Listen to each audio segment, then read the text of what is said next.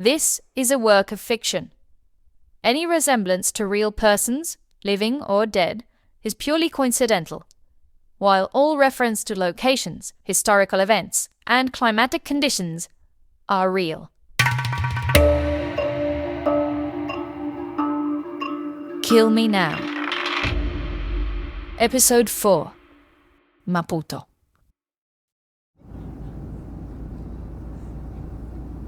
April 3rd. Everything happened so quickly that if it weren't for Fedri, I would have left without a suitcase. A quick recap of what Fedri left me. 2 different SIM cards, an envelope with 5,000 meticais, that are about 70 euros, some useful addresses, and Horacio's contact, my man in Maputo. He's a trusted fixer, has already worked with Fedri and other colleagues of his. Fedri also told me to download Yango, an app similar to Uber that lots of people use in Maputo, perfect for getting around quickly. I'm scared. Mozambique is the only country in the world with a Kalashnikov on its flag. It's my first time in Africa. My first time outside of Europe, actually. So much time wasted behind the stoves without travelling. I hope Fedri's tips turn out to be useful, and most importantly, I hope I don't catch any diseases. My name is Damiano. I'm 26 years old, and I bet it'll take me less than a day to get diarrhea. Love, I'm worried. I don't like this place. I think they followed me. I feel it's not safe. Please, I'm sending you a very important phone number. I obsessively replay it, trying to find some details, something in her voice, something I might have missed. 13 hours of flight southward and into the unknown to find my Tina. In my suitcase, I only pack light clothes, chargers, 2 small power banks, the tablet, and a flashlight. Am I doing something crazy? Or is this the best thing I can do? I printed everything I found in Tina's email. It's a pretty heavy folder that takes up half my bag. The journey is tumultuous. I try watching a movie but doze off several times. I listen to a few podcasts in bits and pieces, waking up abruptly, thinking about the words in that damned voicemail as I continue to drift in and out of different states of consciousness. During the journey, I dream of being back in the kitchen. We're behind on orders, plates turn out either frozen or half-burnt. Raoul is furious. Then I wake up with window marks on my face. We land in Maputo amidst a torrential downpour. It has been raining continuously all day.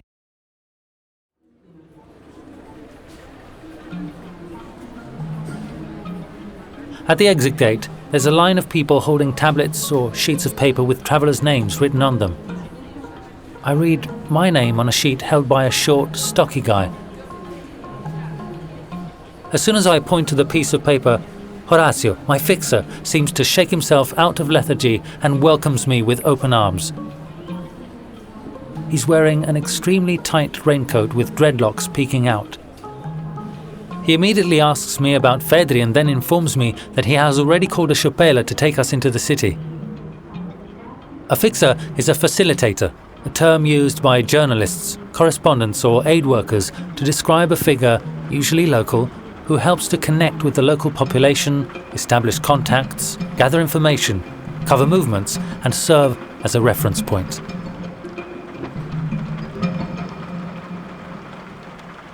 The foreigner who arrives on a rainy day is blessed, Horacio explains, speaking a mix of Italian and Portuguese, maybe 20 years old at most. He has been working as a fixer with the world of associations and international cooperation for some time. He gives me a long list of names, but I explain to him, I'm a chef, I don't know anyone in Cooperação. I'm here to find a girl. A girl to sleep with? He asks. I'll handle that. But I'm not looking for a girl to sleep with. I'm looking for one girl, one in particular. My girlfriend. Tina Pereira. Horacio looks at me puzzled, but meanwhile, the chopela arrives, a kind of 3-seat tuk-tuk. The tarmac is wet and the chopela slips through potholes as big as craters. Horacio tells me this is a common job here in Maputo, the chopelista. It takes us less than 15 minutes from the airport to enter the Mafalala neighborhood, a muddy place full of shacks. Incredible. It's the same as the documentaries I've always seen about Africa. There are barefoot children playing in the streets with truck tires, stalls, hand-painted signs, rubbish and abandoned objects. It's getting dark without streetlights. It's suddenly so dark I can't even see Horacio's face anymore. We enter an unlit alley, but as soon as the chopela stops, I find myself facing the lights of the Museu Mafalala. This is where I'll stay, in a museum, in the guest house built on the upper floor. Fedri's idea. It's a practical place, all in all central and immersed in the real Maputo. At the museum bar, Horacio offers me a 2M, the local beer from Maputo.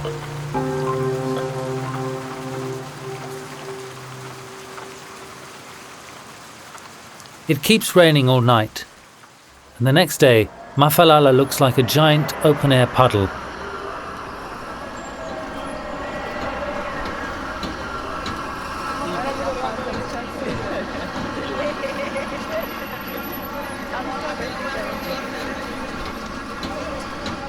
On the tin roofs, I see people patching up the leaks as best they can all morning.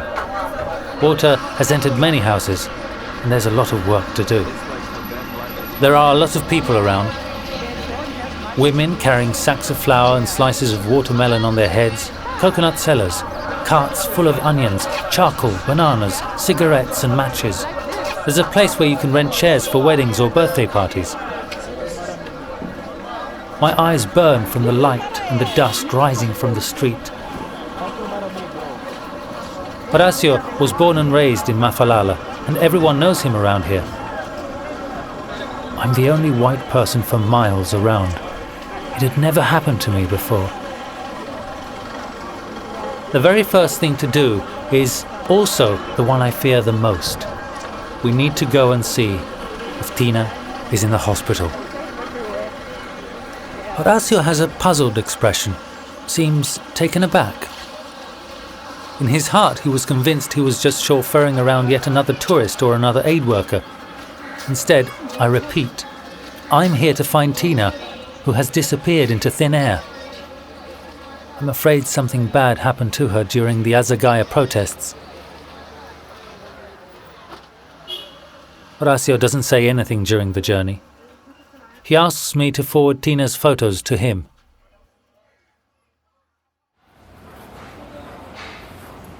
He'll talk to the nurse at the Central Hospital reception. There's no one hospitalized by the name of Tina Pereira. Just to be sure, Horacio also shows the pictures, but the nurse shakes her head. I make Horacio listen to Tina's voicemail. Love, I'm worried. He understands little or nothing. I think they followed me. And now, where do we start? Well, let's start with Azagaia, with Azagaia's death. Yeah, Azagaia. On the street, I immediately noticed a guy with his t-shirt. His music is something that has deeply touched people's hearts. It's a feeling of great respect, of great popular recognition. Every time we mention his name to someone on the street, faces light up and all doors open. With Horacio, we walk to Avenida Angola, then take a chapa to Xipanmanine. I thought the chopela was a peculiar means of transportation, but the chapa is even more absurd. A van for urban transport, a Toyota with 9 seats that with some modifications can easily transport 18, 20 people.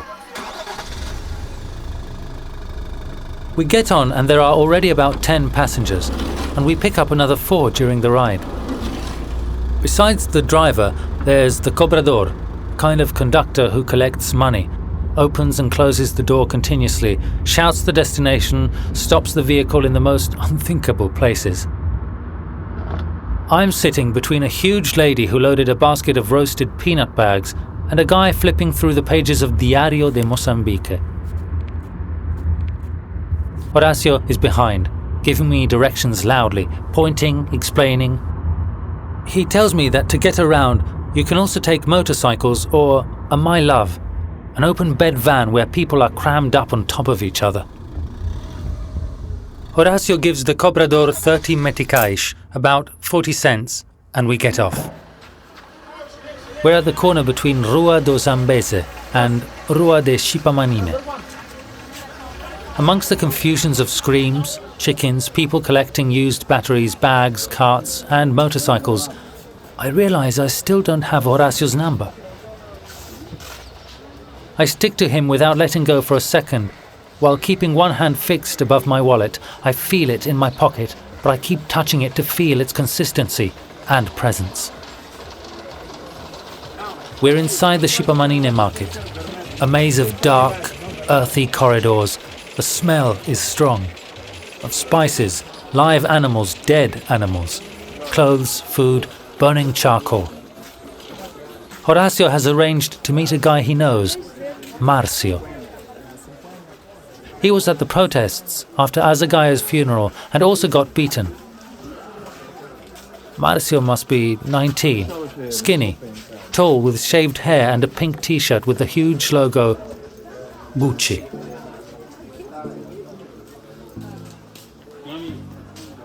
Horacio brought me to Chipamanine to meet Marcio, but mostly to taste Dona Helena's matapa, a typical dish to be consumed inside the market.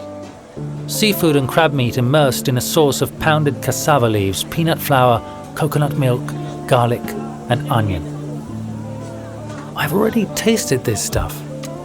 The first time at dinner at Tina's house, although this one tastes much better. We eat on cracked wooden tables, squeezed between the market's tunnels with the sunlight filtering laboriously through the tin roofs. I show Marcio Tina's photograph. I have some on my phone, plus those from her social media. But Marcio can't recall anything. He says those days were chaotic with lots of people, that he's not a real activist and doesn't remember seeing her face. But he gives us a new lead.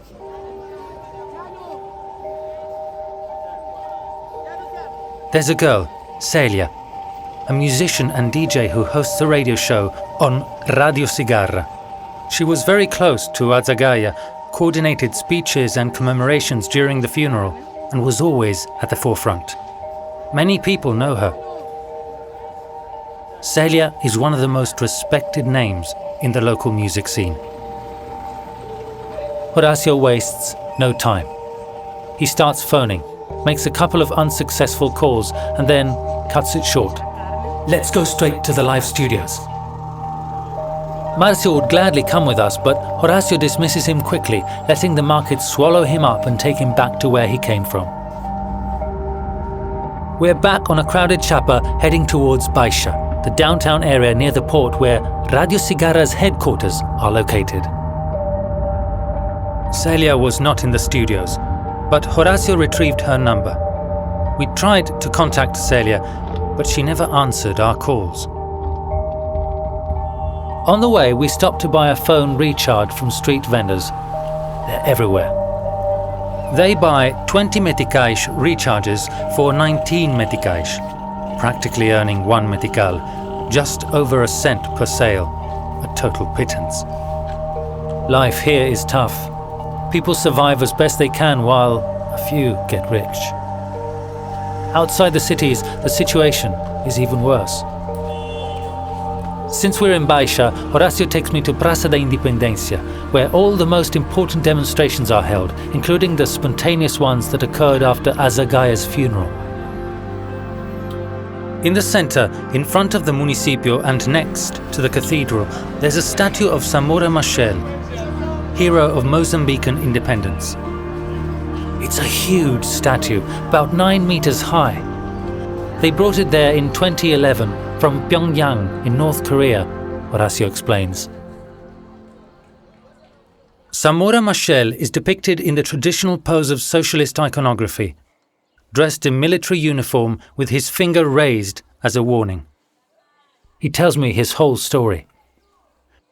Born in a village in the Maputo province to a peasant family whose land was confiscated by the Portuguese colonists, Samora Machel studied nursing and joined Frelimo, the Mozambique Liberation Front, a political military organization dedicated to fighting Portuguese colonialism. After the coup in 1974 against Salazar in Portugal, Portuguese colonists gradually left Mozambique.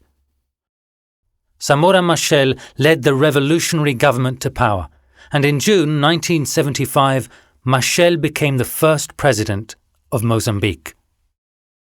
Plantations were immediately nationalized. Schools and hospitals were built. In short, socialism. To think that in my lifetime, I had never heard his name. Samora Machel is a national hero and will always be the father of post-colonial Mozambique.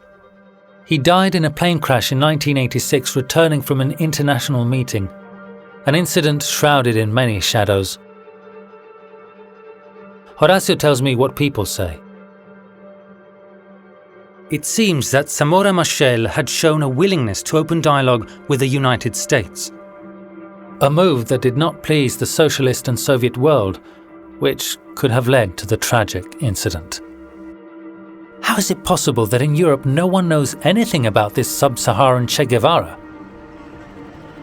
Not far from Samora Machel's statue is the Iron House.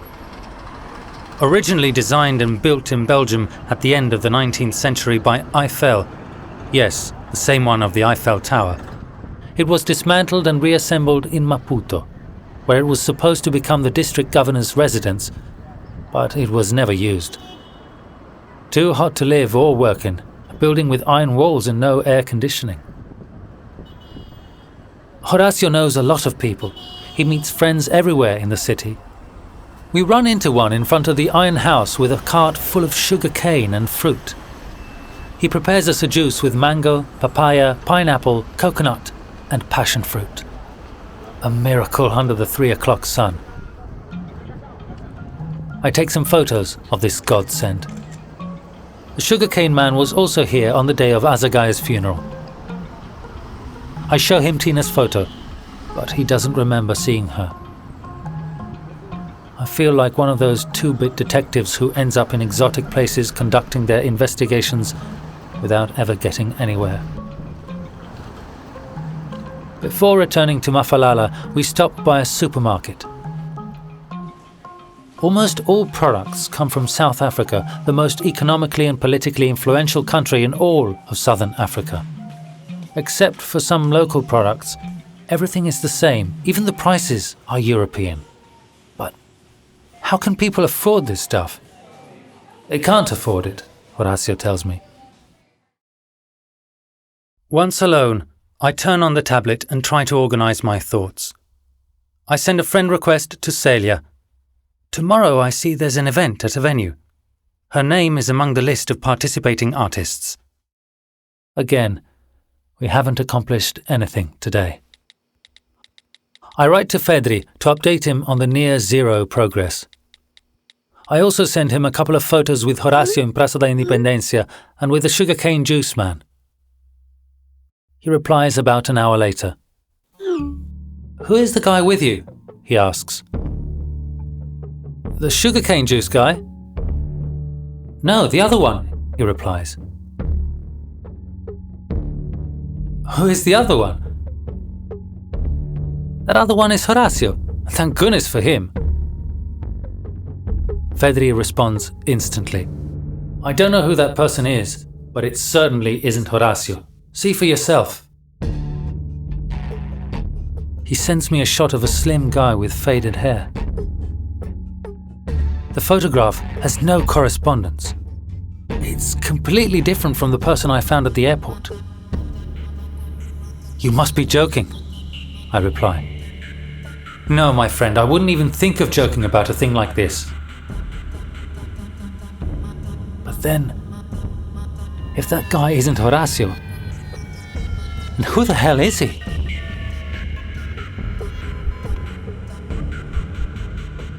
And what was he doing at the airport with a paper with my name printed on it?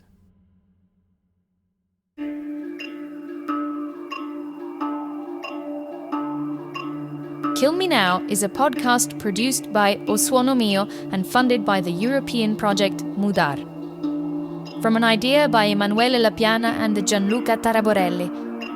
Narrated by Dylan Ayres. The voice of Tina is by Joana Ferreira Martins. Written by Gianluca Taraborelli. The soundscapes are by Emanuele and Tommaso Lapiana.